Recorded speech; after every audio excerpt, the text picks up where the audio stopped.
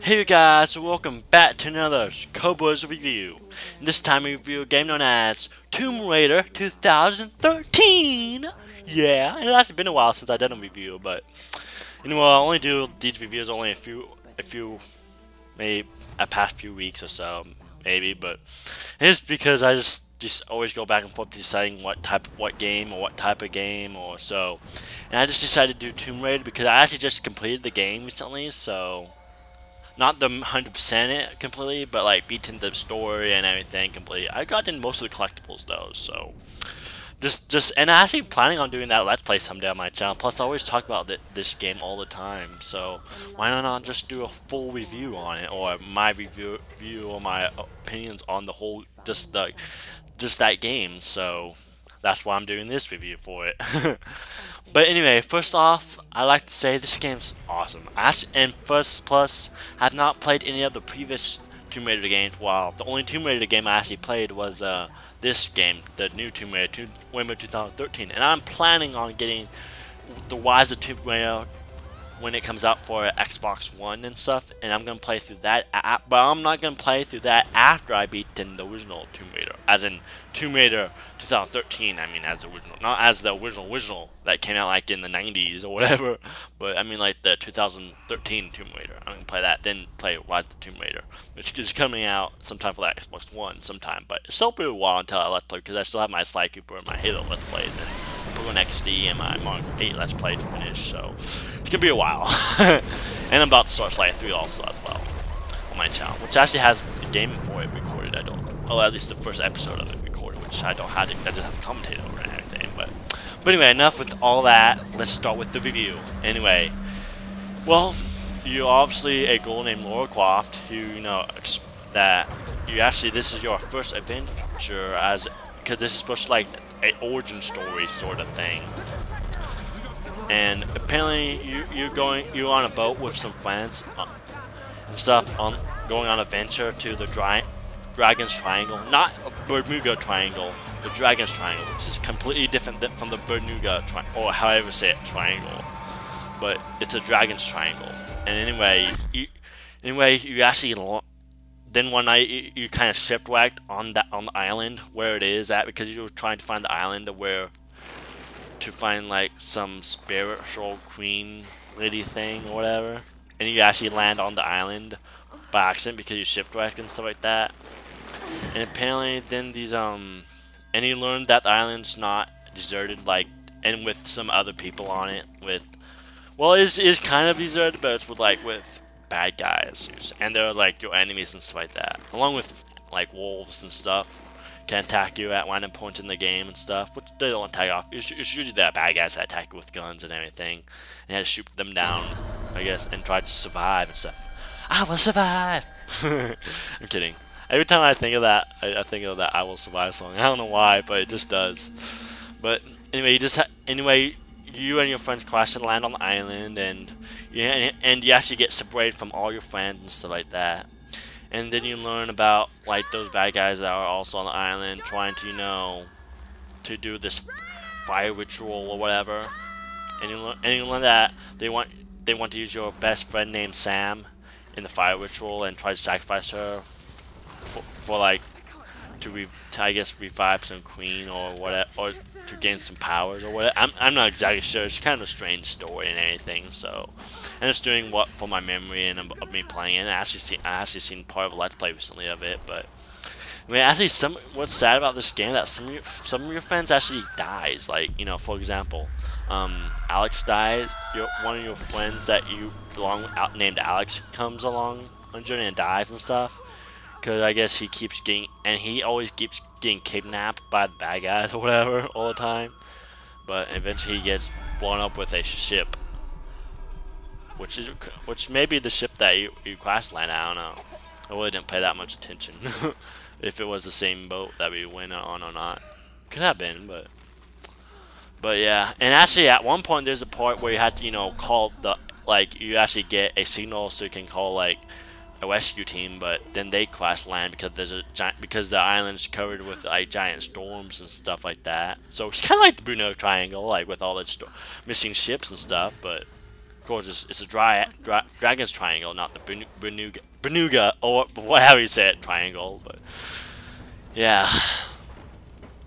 So yeah, so it's kind of hard to escape and anything. So, and after you defeat the bad guys, you actually leave and escape the island and everything with your friends and stuff, which is awesome though. Like, I'm glad that you can like escape. But of course, some people die, trying to save you, or like sacrifice themselves for you, and so you could get out and everything. So, like I said, that Alex guy and stuff. Well, I used to do it. You and a few friends, like you actually your best friend Sam from the bad guys and kill the main villain in the game and rescue her before she dies and stuff. So, and then you guys actually escape off the island and apparently easily escape the island, which is awesome stuff. Which actually, after you beat the game, you can go back and collect all the collectibles that you missed throughout the game and stuff. And actually, I like to point out, there's a ton of collectibles in this game. Like, there's documents in which you can, like, it shows, like, when you find a document, it shows, like, a narrator or a character that reads the document for you. So you also can read it by yourself if you want, but it plays like a short little minute clip of what the document says, of which character wrote in that document or the journal or whatever.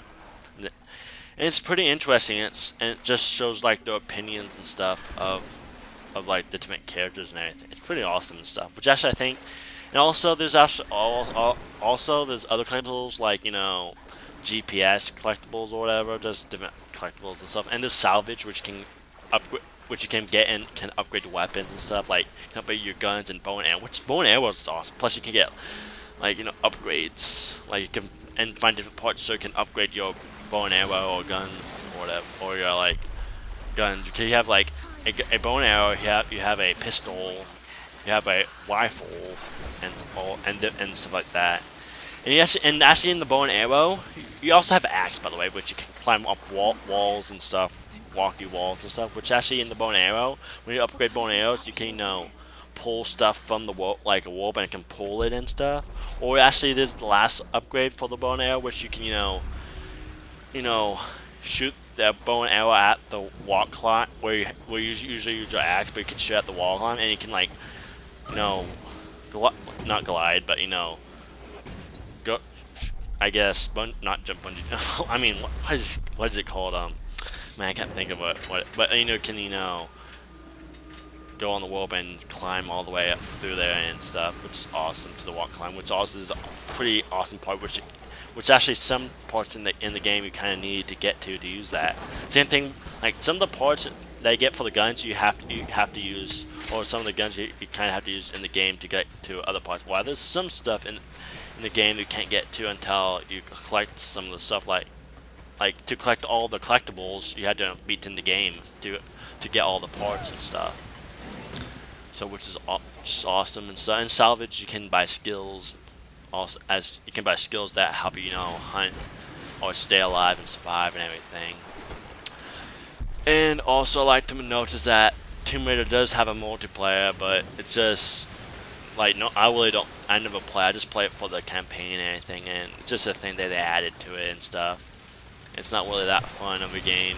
It's not really that fun. It's just a normal multiplayer, third person multiplayer game.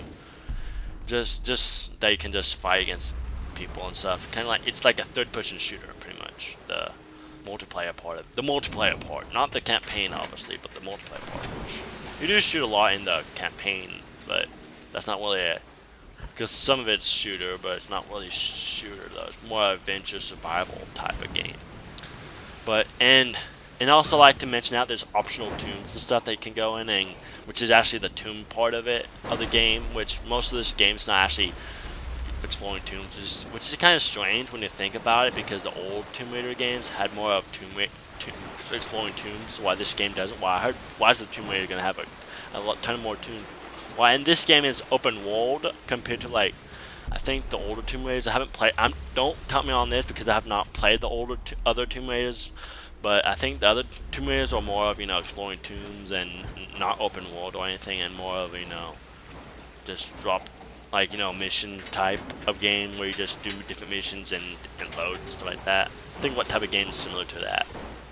But Yeah, it's not like open world or anything like how the Tomb Raider, which is awesome though. It's fun to explore just the whole world and everything, going back and forth between the different areas and stuff like that. And the graphics are pretty good. You know, I do have the PS3 version, while the PS4 and Xbox One version are better versions because, you know, well, better quality as quality-wise, but it's not really that big a difference. It's cheaper to buy the PS3, but if you don't have an Xbox One or a PS4, you probably, or PC game or a gaming PC or whatever, or you probably can, well, actually I don't know. You maybe can just buy it for PC, but like if you don't have Xbox One or PS4, you can't get the because the Xbox One and PS4 version is the better version, 360 and Xbox 360 because wait, did I just say Xbox 360? I mean Xbox 360 and PS3. Jeez, because of the upgrade plus it's like better textures and stuff that they added in the PS4 and Xbox One, which actually those versions came out like a year later than the PS3 and 360 and the PC, maybe PC version, I don't know, but because I have the PS3 version, which I'm planning to get the Xbox One version maybe of the game, including the Rise of Tomb Raider. I'm obviously gonna get, but I'm not sure about getting the Xbox One version of Tomb Raider. I mean, I'm gonna get Rise of Tomb Raider obviously, but yeah, just be writing on about that and stuff. And also like there's different, also like to mention about the collectibles, there's also challenges you can do and stuff that you can beat and everything, which is pretty awesome. That helps you gain skill points, like how collecting salvage also helps you gain a skill point and everything, which skill points help you, survive better and stuff like that, so which is awesome.